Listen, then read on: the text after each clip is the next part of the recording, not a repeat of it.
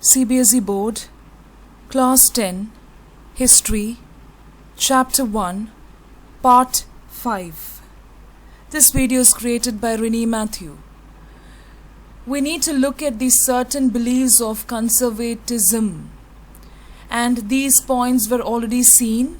These were some of the beliefs of the conservative society, and most of the conservatives wanted monarchy, church, social hierarchies, property and all these things to be preserved. They believed in traditional institutions of the state and society. They wanted that to be preserved. And most of the conservatives did not go for a change. They did not propose to return to the society of pre-revolutionary days. They did not want to go back to the pre-revolutionary days or anything like that. They just want to be at peace with the government by having these traditional methods. They realized that there were some changes which were brought about during the time of Napoleon, and modernization could actually strengthen traditional institutions like the monarchy. It's only through modernization that traditional methods even can be strengthened. So that is something which they understood. And look at the slaughter and everything which is happening during those times. So it's only through modernization that one can find some kind of change. Now, conservatism, what is it? It is a political philosophy that stressed the importance of tradition. It also helped in establishing institutions and customs that preferred gradual development to quick change. Instead of quick changes, they wanted only gradual evolution and development. They did not want changes to take place overnight, because they are supporting the traditional methods. They did not want all these quick changes to happen. And that is the basic principle of conservatism. It could make state power more effective and strong through what? Conservatism. A modern army was designed, an efficient bureaucracy, a dynamic economy, the abolition of feudalism. All these things were the objectives of the conservatism also. But only thing is they were very slow. And serfdom could strengthen the autocratic monarchies of Europe. Now that is something which many people did not support. When you have serfdom, there is power which is handled only by a very few people in the society. And that only strengthened the autocratic monarchies, that is the single monarchies. So serfdom, that is something which was not at all encouraged. Okay. Now, the Congress was hosted by the Austrian Chancellor, Duke Metternich. The delegates drew up the Treaty of Vienna of 1815 with the object of undoing most of the changes that had come about in Europe during the Napoleonic Wars. The delegates wanted to just undo the changes which were brought about during the Napoleonic Wars in Europe. And Congress was hosted by this particular person, Chancellor Duke Metternich. In 1815, something important happened. Representatives of the European powers like Britain, Russia, Prussia and Austria, they had collectively defeated Napoleon. It was very difficult for Napoleon to stand. They met at Vienna to draw up a settlement for Europe. And that is how these two principles came about. Okay? I'm just asking you to revise on these points. That is why it is jumping around. Now, the change. What was the change? Or what was the expected change? The Bourbon dynasty was disposed during the French Revolution, right? That was restored to power. That is the first change which took place after the French Revolution. And France has had annexed lot of territories under the leadership of Napoleon. So those territories were lost after the fall of Napoleon Bonaparte. There was a lot of series of states were there which set up on the boundaries of France, and that prevented further expansion of France, because lot of states were there in the boundaries, so more expansion was not possible.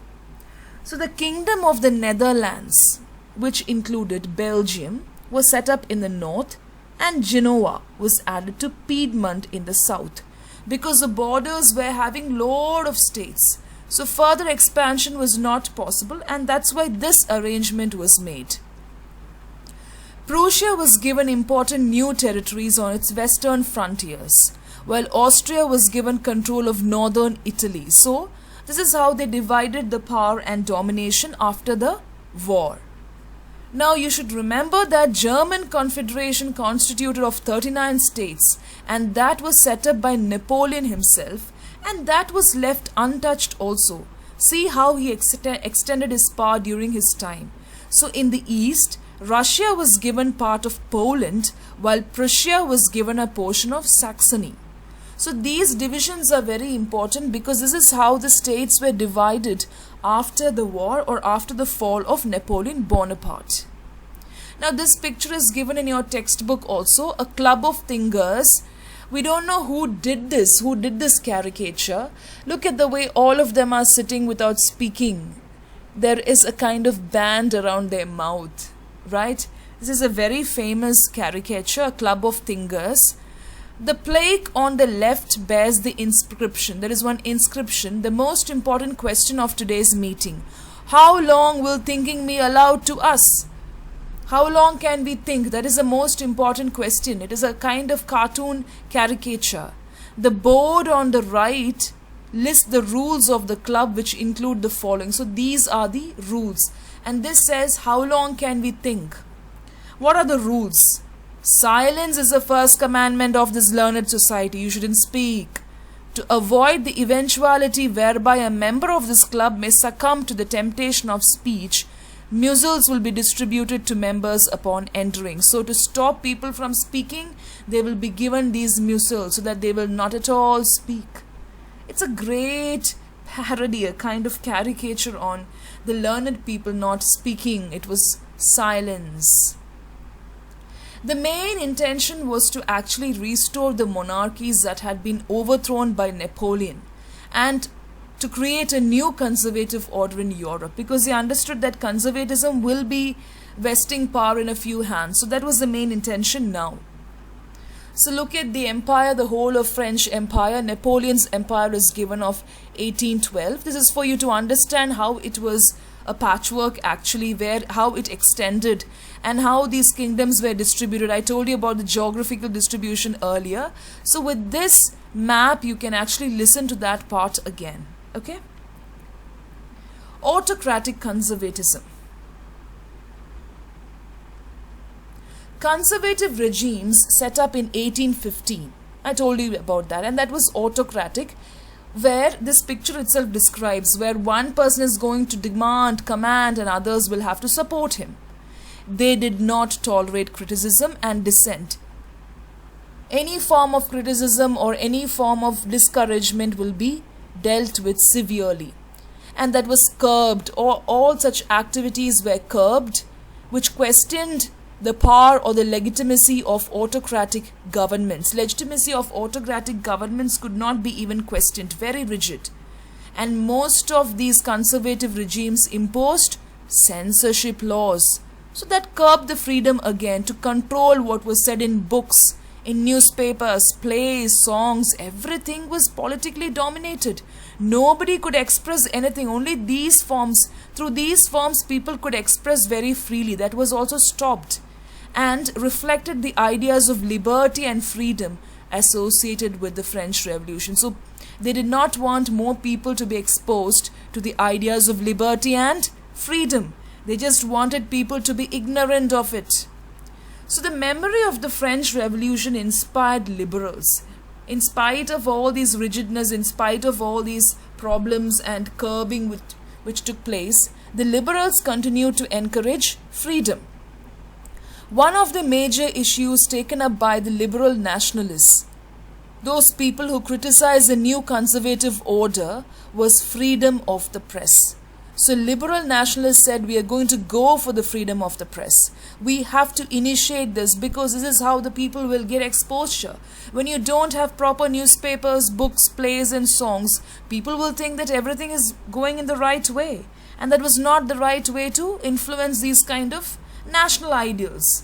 So that is how we have got a juxtaposing of the liberal and conservative ideals.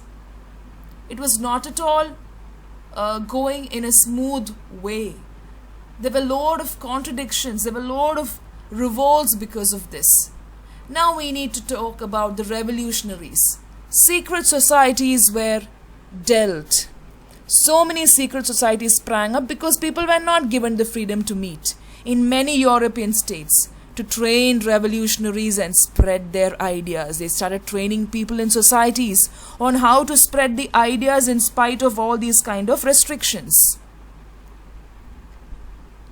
During the years which followed 1815, the fear of repression drove many liberal nationalists underground. They started going and forming groups underground, because above the ground it is like they'll be soon caught and they will be imprisoned. So they went to the underground. They started discussing about their future plans on how to spread nationalism.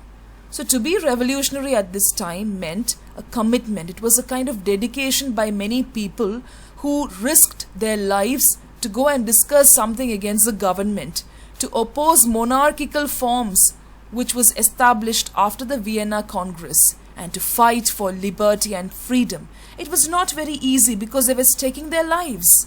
Okay, and you should remember that the soldiers and everybody was constantly checking as to see what the people were doing. And most of these revolutionaries saw the creation of nation states. They wanted, their future dream and aspiration was to create nation states, and that was a necessary part. It was an elemental feature of the struggle for freedom. Whatever happens, they said, we are going to create nation states. So one such individual was the Italian revolutionary Giuseppe Mazzini. He was born in Genoa in 1807, a very important revolutionary. He became a member of the secret society. I told you about the secret society which took form in the underground. So he was a member of the secret society of Carbonari. He was a young man of 24 and he was sent to exile in 1831 for attempting a revolution in Liguria. So when you attempt something, you will be sent to exile. He subsequently, in spite of all this havoc, he founded 2 more underground societies. Nothing could stop him. He founded 2 more underground societies. Who? Giuseppe Mazzini. This is Giuseppe Mazzini. Okay.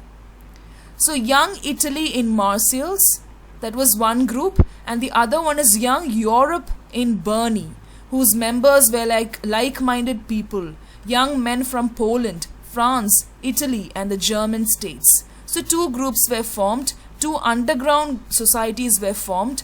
One was Young Italy in Marseilles and the other one was Young Europe in Berne. So they were like-minded people. Some young men came from Poland, France, Italy and German states, and they formed together. They sat together to decide about the future ideals. What was the belief of Mazzini? He believed that God had intended nations to be the natural units of mankind. Only when nation states are created, the aspiration and the will of God is executed. He himself wanted nation states where people will have some freedom. After all, life is to just live the way you like, but with little bit of restrictions. It's not that the power will have to be given to a very few people. So, Italy could not continue to be patchwork of small states and kingdoms. Okay, so the first hold was on Italy. It had to be forged into a single unified republic within a wider alliance of nations. It had to be under one single umbrella. This unification alone could be the basis of Italian liberty. When you get unified as a republic, Italians, okay, or any nation forms the basis of Italian liberty. Now, following the model of Giuseppe Mazzini, secret societies were set up in Germany, France, Switzerland and Poland also. And Mazzini was really relentless. Nothing affected him. In spite of sending so many of his followers to exile, he did not stop. He was relentless. He opposed the monarchy, and his vision of democratic republics frightened the conservatives because he was very strong. Whatever the government and the conservatives did, nothing could stop him. He was very pertinent in conducting these secret societies, in initiating and inspiring the people to move against monarchy, which was not at all right. because it was curbing the freedom of the people in some way, and that is not what is expected of a nation state. So he did not encourage such kind of things.